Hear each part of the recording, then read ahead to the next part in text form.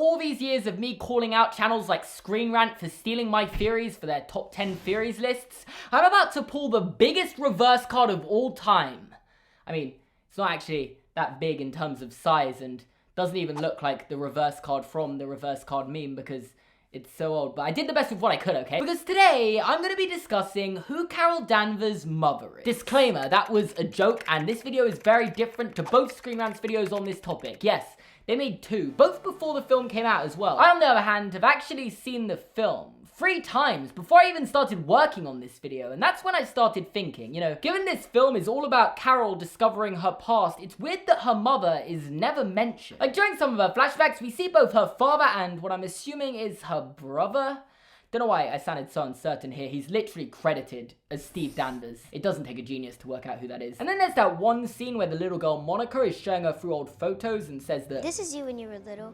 You didn't get along with your parents, so Mom said we became your real family." It's worth noting that the photo is clearly lacking a mother, like, there's no mother there. Despite Monica saying parents, as in the plural of parent, implying there must have been a mum at some point, and, well, she had to come from somewhere. Your mum births you. The father does have a part to play, but the mother is significantly more important, and that's all I plan to go into that, because the point I'm trying to make is that her mother, Carol's mother, clearly wasn't around and a part of Carol's life from quite a young age. Leading me back to the question, who is Captain Marvel's mum? And I guess the perfect place to start is with her father, Joseph Danvers, who actually features quite prominently in her latest comic book origin. He's a bit of a, how can I say this nicely, he's a I can't put that in a video. But simply, he was described as an abusive father who also gave off major sexist vibes because he didn't pay for Carol to go to college simply because she wasn't his son. I'm not joking, that's a genuine thing that happened in the comics. He was very willing to send Steve to college, but not her. And when Steve eventually went on to join the US Army only to die in the Vietnam War, he became an alcoholic, which I think you can tell that just made things worse, causing Carol to one day just decide to leave the family, which really interestingly parallels the brief story given by Monica, you know, of her not getting along with her parents and becoming a part of the Rambeau family. While there isn't enough evidence to concretely say they're following the same story thread, or the fact her father is shouting at her in one of the flashback scenes definitively makes him an abuser, because it doesn't. It's similar enough for us to know they must have based it off it in some way or another, which I guess brings us to Carol's mother from the story, who is Mari-Ell Danvers. Sounds like a regular human name, right? Wrong! Because after years of thinking this was the case, it was actually revealed to Carol that her mother was Cree all along. I'll explain, I promise, but right now we need to move. That thing's a Cree cleaner and it's here for me. But if you're a Cree soldier, then I'm your Mari-Ell, daughter of Mari-Ell, Captain First of Supreme Protectorate, champion of the Cree Empire, daughter of Hala by blood right and by starlight. So basically, her mother was a Cree soldier in hiding on Earth the entire time who just happened to fall in love with the abusive psychopath that is Joseph Danvers. And while Mari-Ell isn't even as much as mentioned in the film, I just can't help but think the name looks awfully familiar. Maybe take away a letter? No. Maybe add a letter? No. I'm trying to say the name looks like Mar-Vell. It does. It's literally one letter different. You know Mar-Vell, right? The Cree who was also hiding on Earth. No. She couldn't. Could she? And well, I mean, from a really basic biological standpoint, yes, they're both white with lightly colored straight hair. The actress Annette Bening is 32 years older than Brie Larson, so yeah, she's the right age to be her mum. Not only that, but it's notable to mention that Mar-Vell was originally a man in the comics and was only changed to a woman of this age for this film, to my knowledge. That's why no one knew who Annette Bening's character was before the film came out and started asking if she was Captain Marvel's mother, and I'm now reopening that question after the film's come out. Because why did they make Mar-Vell an older woman that looks like she perfectly fits the bill of what I'd imagine Carol's mother to look like? I guess maybe because it was more appropriate for Carol to look up to an older, wise woman than a man who's basically the same age as her when she went to the Supreme Intelligence, but it's still interesting. I personally can't stop thinking of the idea that maybe Mar-Vell and Joseph were happily married when they first had Carol, and like in the comics, Carol's mother accidentally reveals her powers, but instead of accepting her for who she is, Joseph tells her to leave his family and never come back, because, I mean, this is Joseph we're talking about. That's exactly the kind of thing he'd do. So she returns to Hala before Carol can even remember who she is, only to discover she's been fighting on the wrong side of the war the entire time. And in her mission to save the scroll, she returns to Earth again under the name Wendy Lawson to help build the Lightspeed engine with the Tesseract that is on Earth. She eventually reunites with her daughter, an aspiring pilot, and gets to take her on her final mission. And when you actually stop to listen to some of her lines while on this mission and just before she dies, well... What do they want? Me. My work. I never should have brought you along. I spent half my life fighting a shameful war.